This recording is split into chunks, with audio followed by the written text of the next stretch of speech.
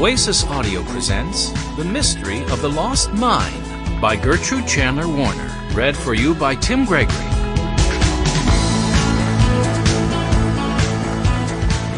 Chapter 1. The New Boxcar. "Turn left," said Henry Alden. Leaning forward from the passenger seat, he pointed at a graveled road.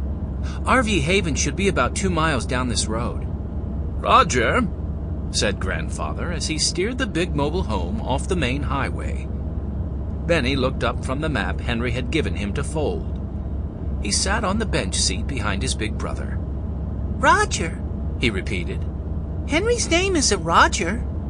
Grandfather laughed. "That's navigator talk. Henry has been an excellent one since we left Greenfield." "What's a 6-year-old Benny began. "A direction finder," answered Jessie, who was 12, from the opposite bench. She was used to her little brother's questions. She glanced around the kitchenette. "Since we're almost there, we'd better straighten up." "I'll put my drawings away," offered Violet. She packed up her tablet and pens and stowed them in the cubby beneath the kitchen table. 10-year-old Violet Alden loved to draw. "Are there any more sandwiches?" asked Benny. He was always hungry. Jessie wiped crumbs from the counter.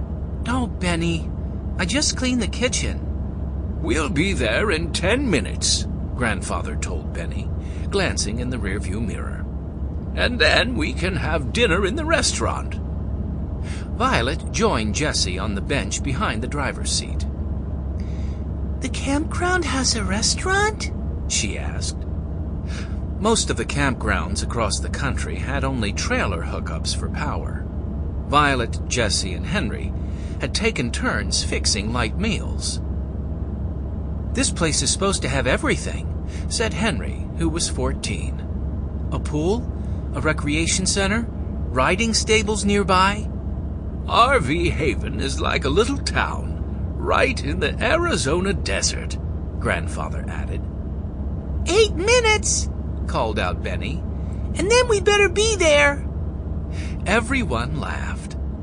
Violet gazed out the big picture window at the passing scenery of cactus and rocks. She couldn't wait to take pictures with the camera Grandfather had given her. For a 10-year-old, she was a pretty good artist and photographer.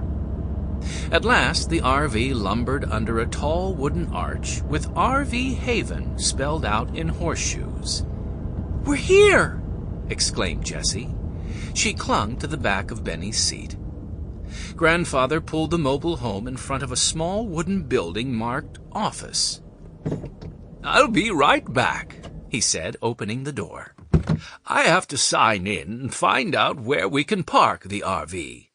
5 minutes, Benny sang after him.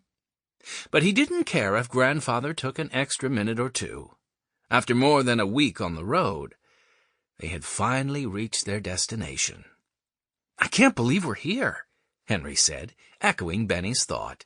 "It seems like a month since we left Greenfield."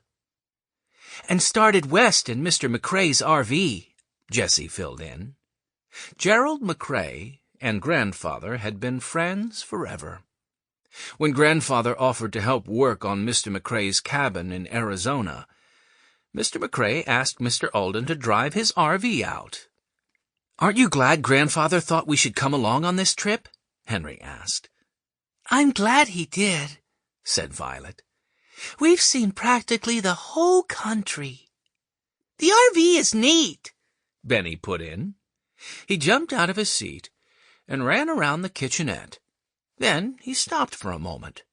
"What does RV stand for anyway?" "It stands for recreational vehicle," said Jessie. The RV was truly a miniature house on wheels. Benches behind the driver's and passenger seats folded down into bunk beds. The dining table stood between the benches. The kitchenette was outfitted with a tiny sink, refrigerator, and stove. Behind the kitchen was a sitting area with comfortable chairs. At the very back were the bathroom with a shower and a small separate bedroom. Sample complete. Ready to continue?